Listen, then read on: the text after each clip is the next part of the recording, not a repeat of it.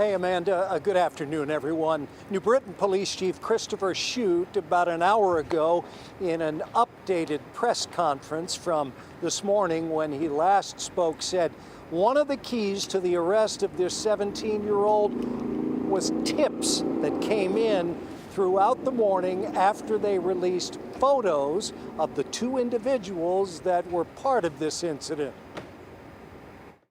Around 7 p.m. Tuesday night, upper portion of your screen, a jogger struck and killed on East Street by a white Audi that police say was stolen out of Hartford. But late this afternoon, police announced the arrest of the 17-year-old driver, who was among two individuals who crawled from the car and took off. We located him in his home this morning. He was hiding in his closet when we apprehended him. The driver charged with first-degree assault, reckless driving, but not manslaughter. With the state's attorney's office on what charges would be appropriate based on the circumstances as well as his age. So at this stage of the game, that's what the charges are. Police still trying to locate the passenger that was in that stolen Audi. The 17-year-old has been arrested 13 times over the past 3.5 years. Larceny, larceny of motor vehicles, robbery, assault, assault with a knife, interfering with police.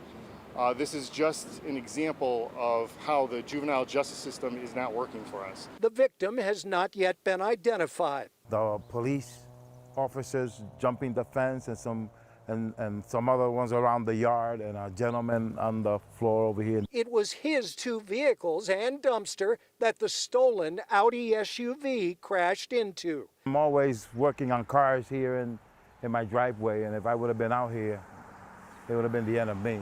This deadly incident actually started in neighboring Plainville at this mobile station, where a man claims the two hit-and-run suspects stole his wallet out of his car. So the victim chased the Audi into New Britain, where he alerted police. But then the fatal crash happened. Chief Shute says the 17-year-old driver of that stolen vehicle has been cooperative, and he's hoping that it will lead to an arrest of the passenger in the car. He says, by the way, the two people in that car, including the driver arrested, have both been pinched in other area incidents that have happened in towns, larcenies, where they've stolen various things. Here in New Britain, we're live. I'm Tony Terzi, Fox 61 News. All right.